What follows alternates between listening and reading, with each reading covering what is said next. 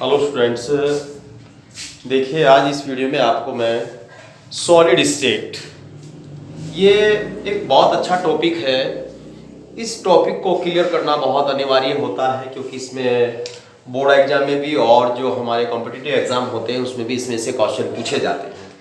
जो solid state की बात करें कक्षा 6, 7, 8 में, तो आपने सॉलिड स्टेट में के विषय में पढ़ा होगा कि सॉलिड जो होते हैं उनके जो अवयवी कण होते हैं, उनके जो पार्टी सेल होते हैं, उनके बीच में अंतराणु स्थान बहुत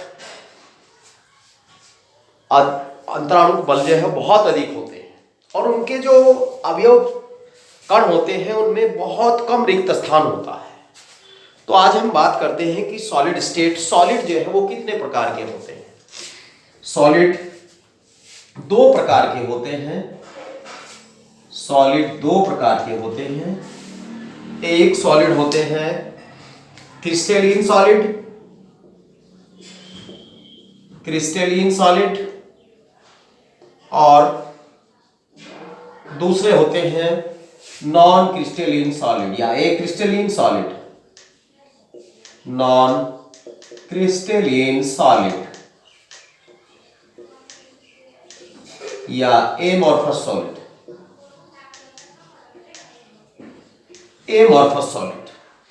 देखिए कि ये मैं आपको अलग अलग इनकी आइडेंटिफिकेशन बता देना चाहूंगा कि हमारे पास देखिए ये जो होते हैं सॉलिड, जो क्रिस्टलीन सॉलिड होते हैं, इसकी नंबर एक जो पॉइंट मैं बात करूं, इनकी ज्यामिति निश्चित होती है। इनकी जो ज्यामिति होती है या ज्योमेट्री होती है वो डेफिनेट ज्योमेट्री होती है।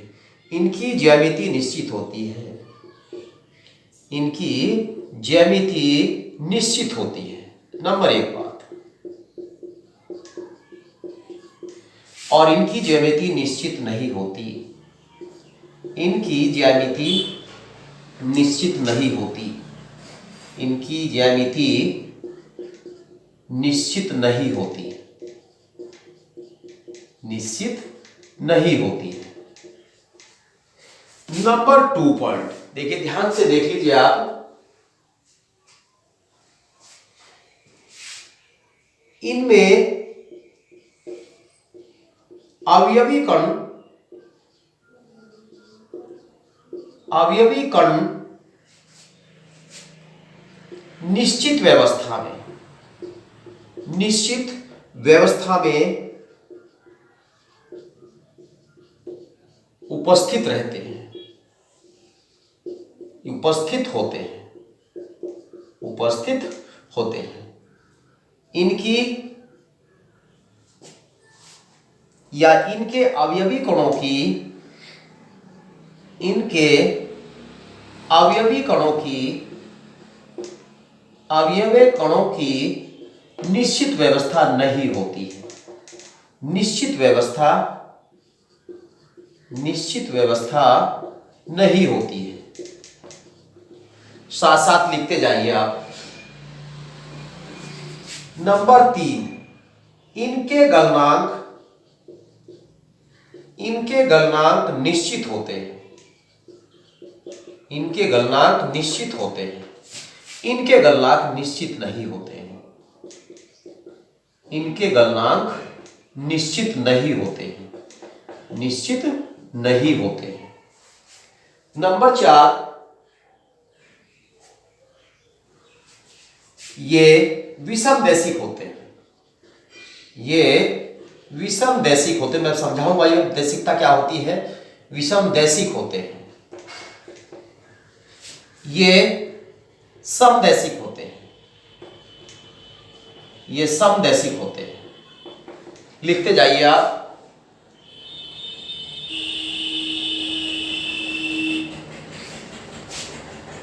एग्जाम्पल की जो मैं बात कर लेता हूं यहां पर, अब एग्जाम्पल बात, जैसे NaCl S8 सॉलिड और KCl CuCl, और ये आपके कांच और रबर, कांच और रबर, इनके एग्जाम्पल हो।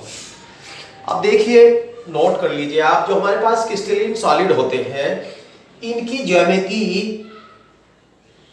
इनकी जो ज्यामिति होती है वो निश्चित होती है। और इनकी ज्यामिति निश्चित नहीं होती। इनमें जो अवयवी कण होते हैं वो निश्चित व्यवस्था में उपस्थित रहते हैं। इनके जो अवयवी कण होते हैं उनकी कोई निश्चित व्यवस्था नहीं होती है। इनके गलनांक निश्चित होते हैं लेकिन इनके गलनांक निश्चित नहीं होते हैं। ये विषम दैशिक होते हैं, ये समदैशिक। ये दैशिकता क्या होती है? दैशिकता देखिए स्टूडेंट्स और साथियों, दैशिकता यानी कि जो क्रिस्टल हमारे पास होता है उस क्रिस्टल के जो भौतिक गुण होते हैं, जैसे घनत्व हो गया, अपवर्तनांक हो गया है, वो भिन्न भिन्न दिशाओं में भिन्न भिन्न होते हैं, इसलिए इनको विषम दैशिक कहा जाता है। भाई क्रिस्टलाइन सॉलिड के जो भौतिक गुण होते हैं वो भिन्न दिशाओं में भिन्न भिन्न प्राप्त होते हैं, तो इसे हम इसलिए इसको हम विषम दैशिक कहते हैं। अब बात करते हैं क्लासिफिकेशन ऑफ सॉलिड या crystalline solid. Classification of crystalline solid. Classification of crystalline solid.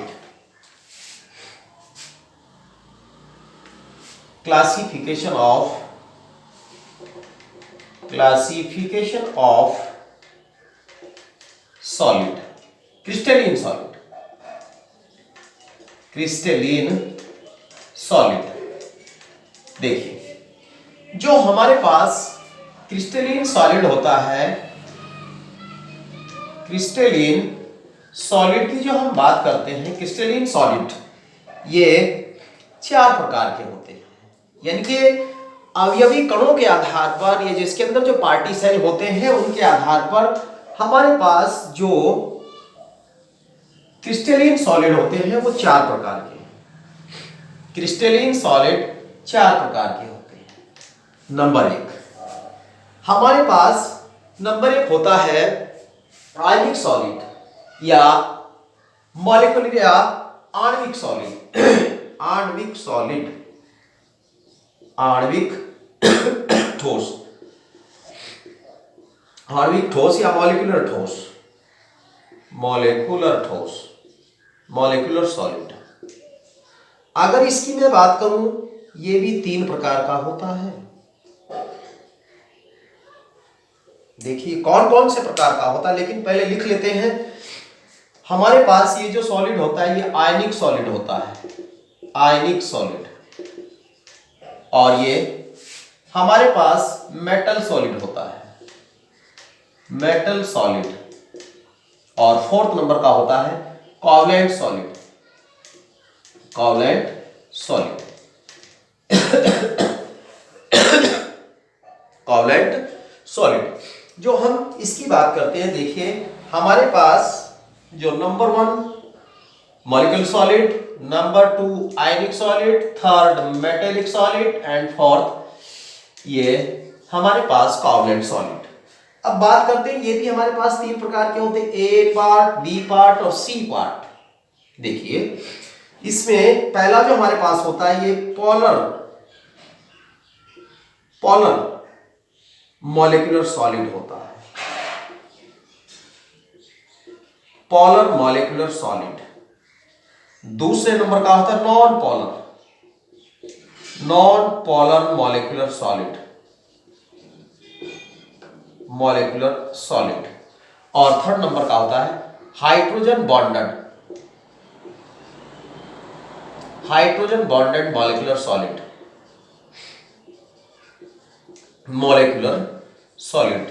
अब इनके एग्जाम्पल की मैं बात कर लेता हूं। देखिए जो हमारे पास ये पोलर सॉलिड है, जैसे HCl सॉलिड, SO2 सॉलिड, आणविक ठोस में यानी कि मॉलिक्यूलर ठोस की मैं बात कर रहा हूं।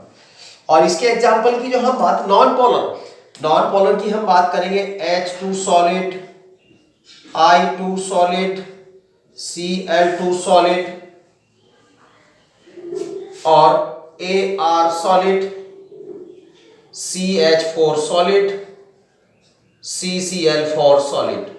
ये सब क्या कहलाते हैं? नॉन पोलर मॉलिक्यूलर सॉलिड कहलाते हैं।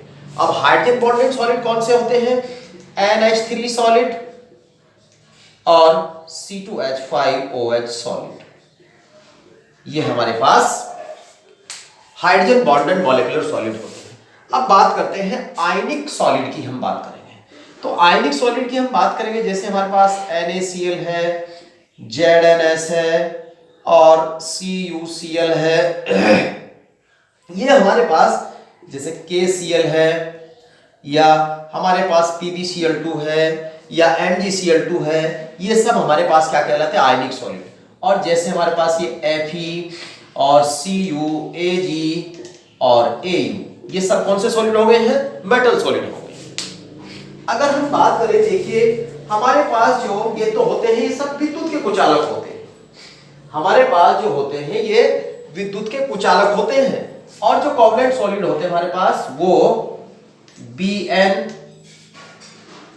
या हमारे पास सिलिकॉन कार्बाइड, ये क्या हमारे पास, और ग्रेफाइट। और ग्रेफाइट कैसे सॉलिड है, कोवलेंट सॉलिड। अब स्टूडेंट्स इसको नोट कर लीजिए, ये क्लासिफिकेशन ऑफ क्रिस्टलाइन सॉलिड एक बार रिपीट कर देता हूं कि क्रिस्टलाइन सॉलिड 2 टाइप होते हैं, मॉलिक्यूलर सॉलिड होते हैं, आयनिक सॉलिड होते हैं, मेटल सॉलिड होते हैं, कोवलेंट सॉलिड होते हैं। अब ये हमारे पास जो मॉलिक्यूलर सॉलिड होते हैं, मॉलिक्यूलर सॉलिड ये 3 टाइप्स होते हैं। फर्स्ट पोलर मॉलिक्यूलर सॉलिड होते हैं, एग्जांपल जैसे HCl ठोस, SO2 ठोस। और नॉन पोलर मॉलिक्यूलर सॉलिड जो होते हैं वो हमारे पास जैसे H2, I2, Cl2, solid and methane solid and carbon tetrachloride solid.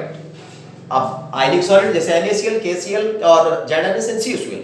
Metal solid Fe, Cu, Ag and Au के सॉलिड। और फिर हमारे पास ये जो कोवलेंट सॉलिड है, Bn और सिलिकॉन के बोरॉन, नाइट्राइड और सिलिकॉन कार्बाइड और ग्रेफाइट। अब बात करते हैं हम, यहां जो हम बात करेंगे इसके यहां सिस्टम जो है हम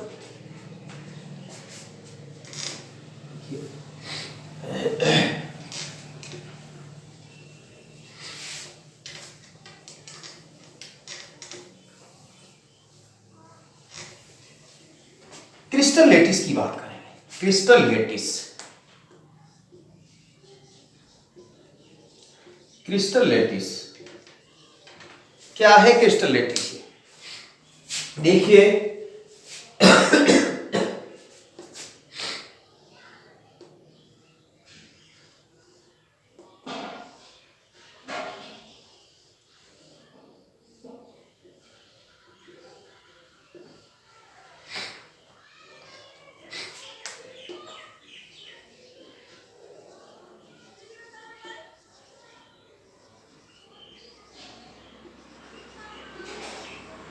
ये हमारे पास कोई क्रिस्टल है। इसकी जो मैं बात करूं, यहां देखिए ये हमारे पास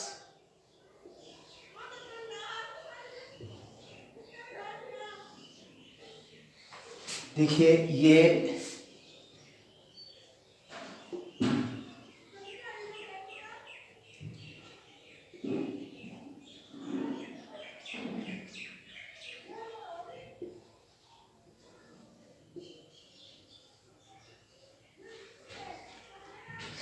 यानी कि किसी भी हम क्रिस्टल की जो हम बात कर लेते हैं, तो किसी भी क्रिस्टल में अवयवी कणों की त्रिविम व्यवस्था को, किसी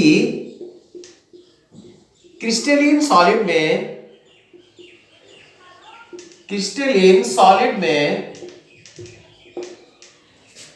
अवयवी कणों की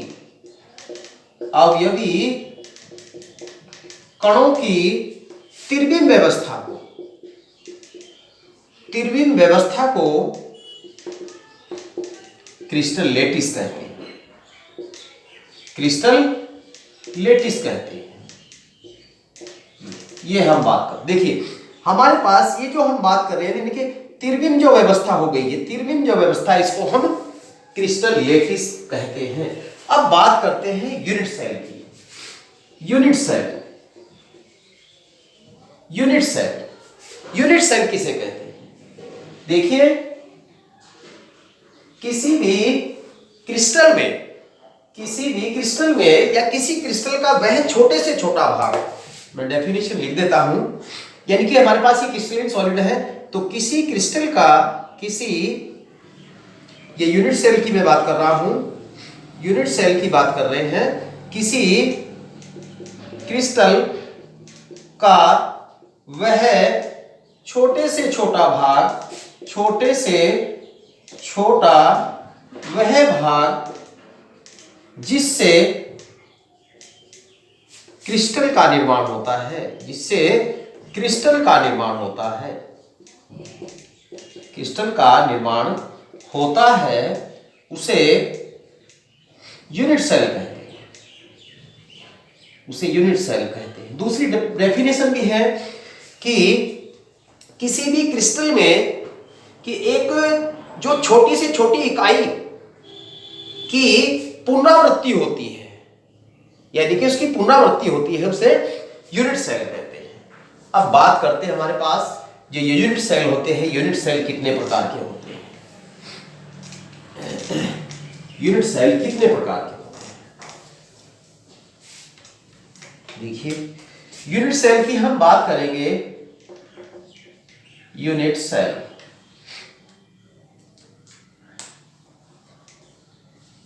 यूनिट सेल जो है वो दो प्रकार की होती है, एक प्रिमिटिव यूनिट सेल और दूसरे नंबर की होती सेंटर्ड यूनिट सेल। इसको हम सिंपल यूनिट सेल भी कहते हैं या सिंपल क्यूबिक यूनिट सेल भी कहते हैं।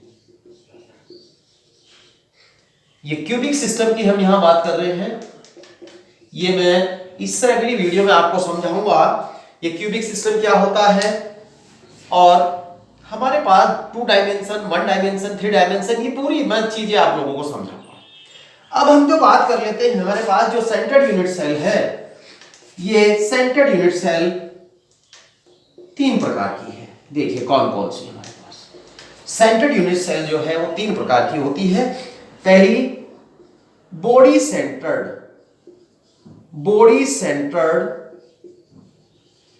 Unit cell, cubic unit cell. दूसरे नंबर की होती है face centred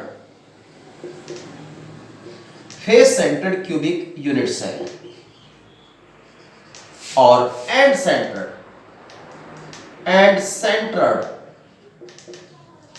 unit cell, end centred unit cell. अब देखिए इनमें मैं आपको समझाऊंगा कि simple, body centred, face centred और एंड सेंटर्ड यूनिट सेल कौन सी होगी। समझिए आप इनको। देखिए हमारे पास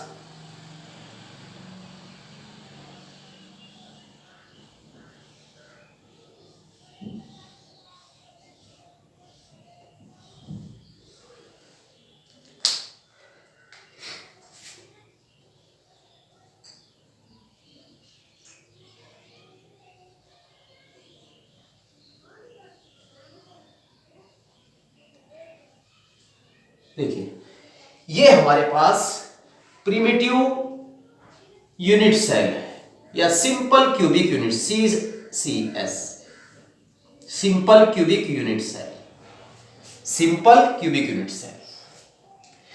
इसकी जो हम आइडेंटिफिकेशन है कि इसके ना सेंटर में होता है ना फलकों पर, कहीं भी इसमें कोई भी पार्टी सेल, कोई अवयवी कण नहीं होता है।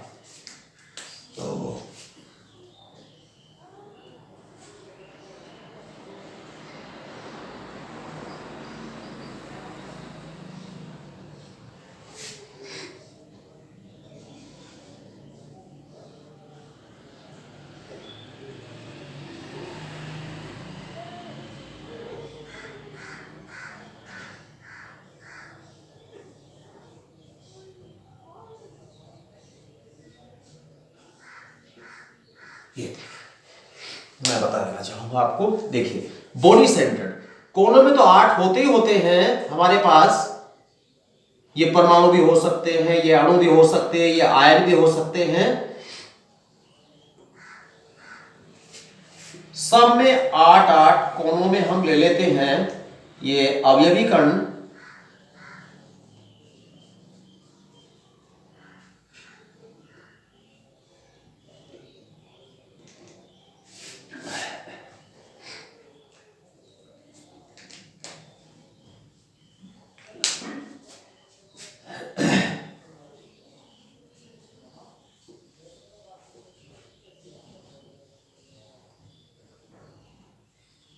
देखिए अब बात करते हैं, ये हमारे पास BCC बॉडी सेंटर्ड, FCC और ये एंड सेंटर्ड।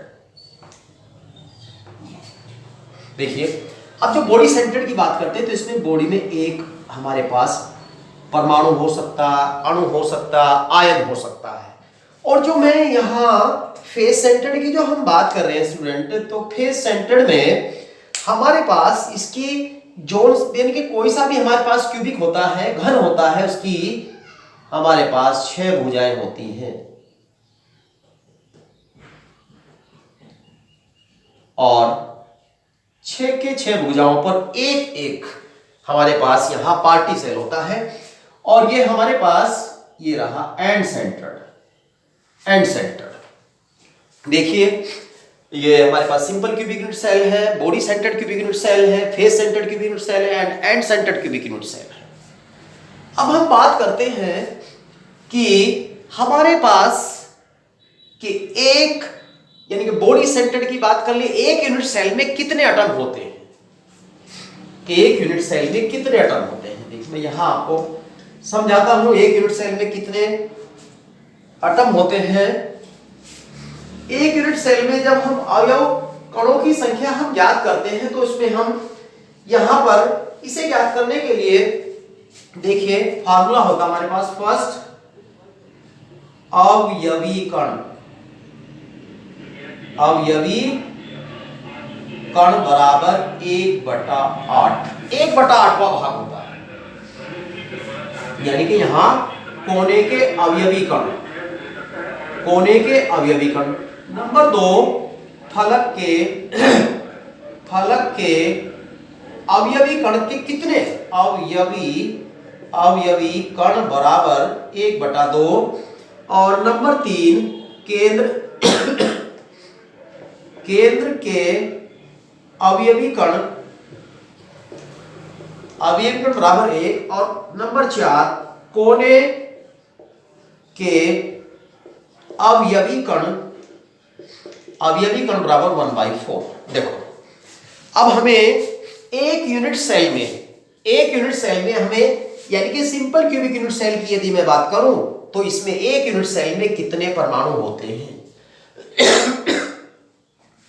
तो इसमें हम याद करेंगे जो हमारे पास नंबर 1 जो थी ये, इसमें कोनों पर गिन लीजिए 1 2 3 4 5 6 7 8। तो ये लगेगा फार्मूला कोनों पर, तो 8 गुणा 8 1/8 बराबर 1।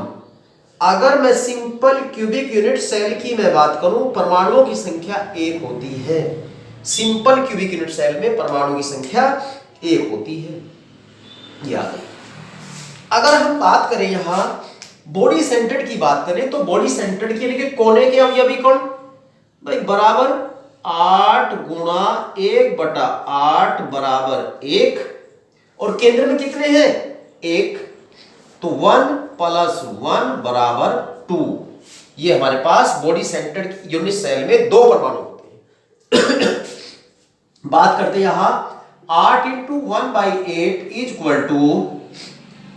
1 और 6 फलक हैं तो 6 × 1/2। देखिए ये फलक के अवयव कण 1/2 भाग यूनिट सेल के बनने में भाग लेते हैं तो बराबर 3। तो ये हो गए हमारे पास 3 + 1 बराबर 4।